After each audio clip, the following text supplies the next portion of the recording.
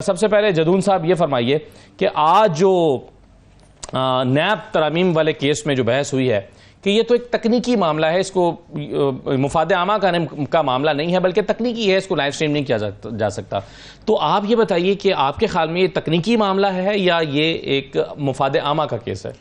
बहुत शुक्रिया। देखें, एक तो फैसला हो चुका है, अब इस पे हम अपना राय दे सकते हैं, फेयर कमेंट्स दे सकते हैं। तो मेरी ओपिनियन में तो ये मुफाद आमा का केस था, इसीलिए इसको 184(3) के तहत टेकअप किया गया और इसकी फिर अपील है, वरना तो अपील ही नहीं बनती अगर मुफाद आमा का केस ना होता या कोई अपीलेट या टेक्निकल चीज़ थी। और सबसे बड़ी बात यह कि जो फर्स्ट हियरिंग हुई थी इसमें, if I am not wrong, तो उसको लाइव स्ट्रीम किया गया था, ठीक है। तो अब उसमें के बाद जो सेकंड हियरिंग हुई है और या आज भी हियरिंग हुई है तो उसको लाइव स्ट्रीम नहीं किया गया। इसकी बिल्कुल, अगर मैं कैंडिडली बगैर बात से बात करूँ तो सिर्फ ओनली वजह है इमरान खान की वजह से इसको लाइव स्ट्रीम नहीं किया गया। अच्छा, क्योंकि अगर वो स्क्रीन पे आ गए हैं तो मेरे ख्याल में उसकी वजह से लाइव। अच्छा, लेकिन जो पहली के जो हुई थी हियरिंग, उसमें आप कह रहे हैं कि लाइव स्ट्रीम हुआ था, जी, ये केस हुआ था, बिल्कुल यही केस तो उस वक्त ये मुफाद आमा का केस था। और केस तो बेसिकली एक ही है ना, या तो आप दंग करते हो उस वक्त ही कहते हैं ये मुफाद आमा। वैसे मुफाद आमा का केस बैक वक्त तकनीकी भी तो हो सकता है, यानी तकनीकी पहलू। इट्स नॉट मैटर ऑफ तकनीकी या टेक्निकल और नॉट। देखिए, आपने एक अगर इसी ये लफ्ज इस्तेमाल हुआ था ना चीफ जस्टिस साहब, वो चीफ जस्टिस साहब ने कर दिया, वो तो चलो हम उसकी रिस्पेक्ट करते हैं, जो भी लफ्ज इस्तेमाल करें उनके हम एहतराम करते हैं। लेकिन जब ये केस शुरू हुए ना पहले फर्स्ट हियरिंग में, तो ये लाइव स्ट्रीम था। तो या तो वो कहते हैं जी इसमें कोई ऐसे क्लासीफाइड चीज़ें हैं, या एक बंदा अगर कॉन्वेक्ट है, जेल के अंदर है, तो हम उसको ओपनली कह देते ना कि लाइव एक बंदा जेल के अंदर, जी हम नहीं चाहते कि वो लाइव स्ट्रीम खत्म, बस।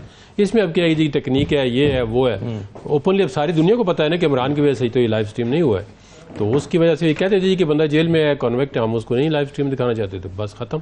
अच्छा, तो अब आप ये 4-1 से फैसला आ गया, तरमीन साहब समझते हैं कि नहीं इसको वो सुनाना मैं चाहिए? तो तरमीन साहब को सपोर्ट करता हूँ। आप इस केस में चलें, हाफिज साहब तशरीफ ले आए, लेकिन उनको माइक जरा लग जाए तो मैं उनकी राय इस पर लेता हूँ, फिर मैं दूसरे मौजू पर जाऊँगा। लेकिन ये वैसे भी अगर ये लाइव स्ट्रीम हो जाए और उसमें अगर आप फर्ज करें, चले यही अगर आप जो आपका तज्जिया है कि जी बानी तरीके इंसाफ इमरान खान की वजह से ये नहीं दिखाया जा रहा, 100% करेक्ट है, ये इस पर मतलब दो राय नहीं है।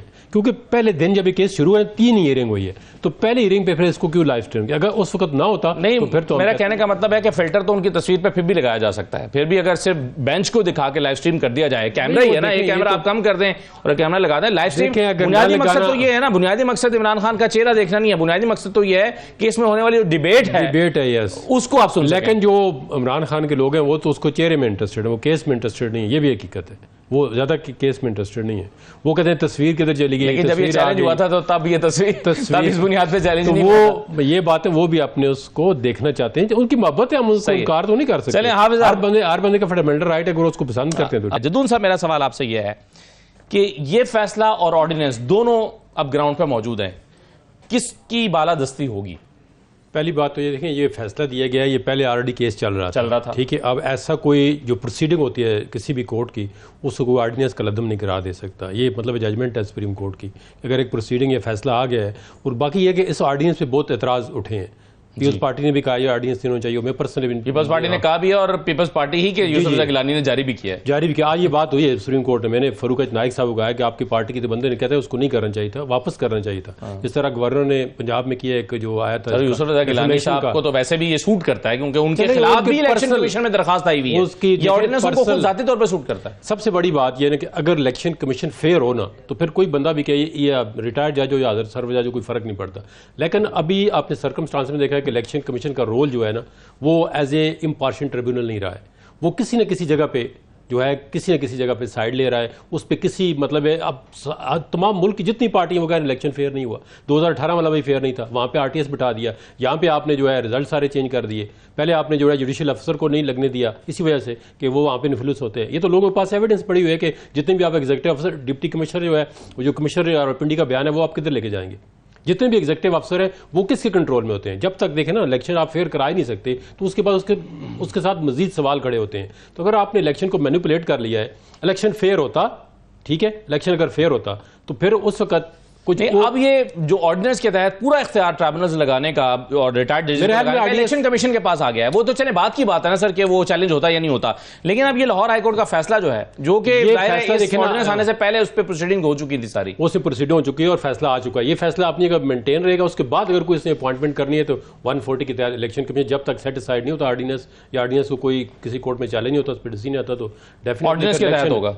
ऑर्डिनेंस के तहत होगा। अब आ गया लॉ तो है ना ऑर्डिनेंस। तनकीद हो रही है चीफ जस्टिस साहब पर, यह सवाल भी चीफ जस्टिस साहब पर जद्दून साहब उठाया जा रहा है, लेकिन रजिस्ट्रार की, चूंकि ये खत तो रजिस्ट्रार साहब की तरफ से लिखा गया ना, रजिस्ट्रार सुप्रीम कोर्ट की तरफ से, तो क्या इस खत को चीफ जस्टिस का खत कहा जा सकता है?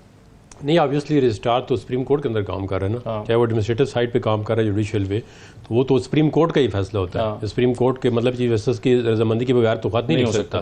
तो मेरे ख्याल में खत जो है ना, we are not answerable to the British High Commission जी के जो फैसला दे दिया है, जो गलत है सही है, उस पर लोग कमेंट्स कर सकते हैं, पोलिटिकल पार्टी कर रही हैं, जो भी फैसला दे दिया वो फैसला सुप्रीम कोर्ट का फैसला है, वो सब पे बाइंडिंग है, ठीक है, चाहे वो किसी को पसंद है या नहीं है। तो हमें कोई क्लैरिफिकेशन किसी को कल को कोई और एम्बेसडर उठ के बात कर दीजिए कि आपको ये फैसला गलत है, फिर हम उसको खत लिखेंगे। ये अगर कोई मसला था भी इसमें, तो ये फॉरेन ऑफिस कहता है जी कि आपके कोई राइट नहीं बनता हमारे इन कामों में इंटरफेयर करने का, आपकी कोई फॉरेन पॉलिसी का इशू है, किसी कोई सिटीजन का इशू है, तो हम आपसे बात करें।